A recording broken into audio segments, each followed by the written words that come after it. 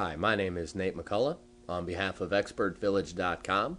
In this clip, we're going to talk about the proper way to remove your vehicle's braking caliper. This component here is the caliper assembly, and it's mounted in two places. The lower mount here and the upper mount here. As you can see, this upper mount's different than the lower mount. This is unique to this style of vehicle. There's only one bolt that you have to remove. That's down inside here.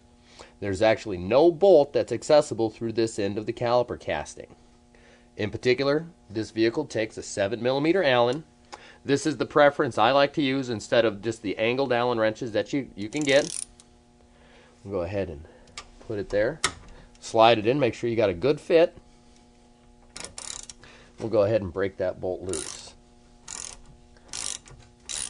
If this happened to have two bolts, removal of both of them would be necessary to get your caliper off.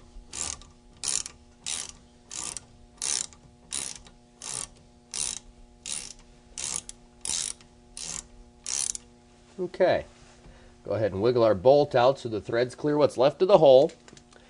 We'll roll the caliper up and slide it backwards off the mounting stud, just like so. You don't ever want to let a caliper hang by its braking hose. This hose is not designed to carry any weight at all. It's designed to hold hydraulic pressure inside of itself.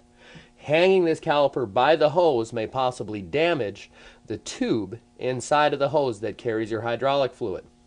So what we'll do is we'll take and roll the caliper over and set it to the side, just like so. It's out of the way. You can do any kind of service work you need, and that hose is not holding the caliper up. That's the proper way to remove your vehicle's braking caliper.